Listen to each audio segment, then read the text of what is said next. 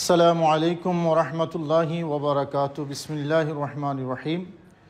সম্মানিত দর্শক, একসাথে একাধিক আজানের আওয়াজ যদি কানে আসে তাহলে কোন আজানের জবাব দিতে হবে, এই প্রশ্নটিও অনেক যৌক্তিক। শুধু শহর নয়, গ্রামের মধ্যেও এখন পাড়ায় পাড়ায় মহল্লায় মহল্লায় মসজিদ। নামাজের যখন সময় হয় তখন একসাথে অনেকগুলো মসজিদে আজান হয়ে থাকে এবং সেই আজানের আওয়াজ একসাথেই কানে আসে। স্বভাবতই প্রশ্ন জাগে যে আমি কোন আজানের জবাব দেব। এক্ষেত্রে দেখার প্রয়োজন যে সেই আজানগুলো যদি একটার পর একটা কানে আসে তাহলে প্রথম যেই আজানটা আপনার কানে আসবে সেই আজানটার জবাব আপনি দেবেন। এটা আপনার মহল্লার মসজিদ হোক বা দূরের মসজিদ হোক। কিন্তু একই সাথে যদি আজানটা চলমান থাকে তাহলে কোনটার জবাব দেবেন? ফতোয়া স্বামী সহ ফতোয়ার বিভিন্ন কিতাবের মধ্যে আছে।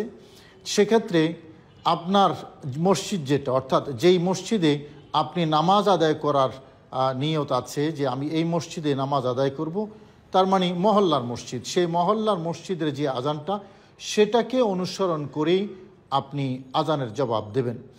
এই আজানের জবাব দেওয়ার পরে পরবর্তী যে আজানগুলো শোনা যাবে সে আজানগুলো জবাব না দিলেও আপনার কোনো সমস্যা নেই, জবাব দেওয়া উত্তম।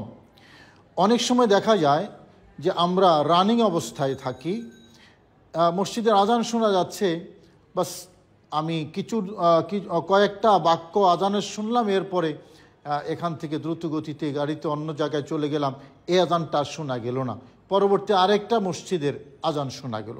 সেক্ষেত্রে কি করব?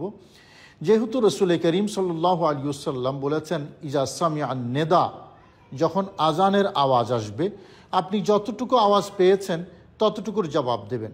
মনে করুন একটা মসজিদের পাশ দিয়ে আপনি যাচ্ছেন, এখানে আল্লাহু আকবার আশহাদু আল্লা ইলাহা ইল্লাল্লাহ আশহাদু আল্লা ইলাহা ইল্লাল্লাহ এতটুকু শোনার পরে আপনি এতটুকু দূরে চলে গেছেন, এই মসজিদের আওয়াজ আর শোনা যাচ্ছে না। কিছু দূর যাওয়ার পরে আরেকটা মসজিদের আওয়াজ আসছে আল্লাহু আকবার লা ইলাহা ইল্লাল্লাহ, আপনি ওখানে যেটুক পেলেন সেইটুকুর জবাব দেবেন। এই হলো আজানের জবাবের বিধান। মূলত আজান আপনি যতটুকু শুনবেন ঠিক ততটুকুর জবাব দেবেন চলমান অবস্থায়। আর যদি নিজে স্থির অবস্থায় থাকেন তাহলে প্রথমটার জবাব দেবেন যদি একটার পর একটা আজান হয়, আর যদি একসাথে হয় তাহলে আপনার মহল্লার মসজিদ যেটাতে আপনি নামাজ পড়বেন সেই মসজিদের আজানের জবাব দেবেন। আসসালামু আলাইকুম রহমতুল্লাহি ওয়া বারাকাতুহু।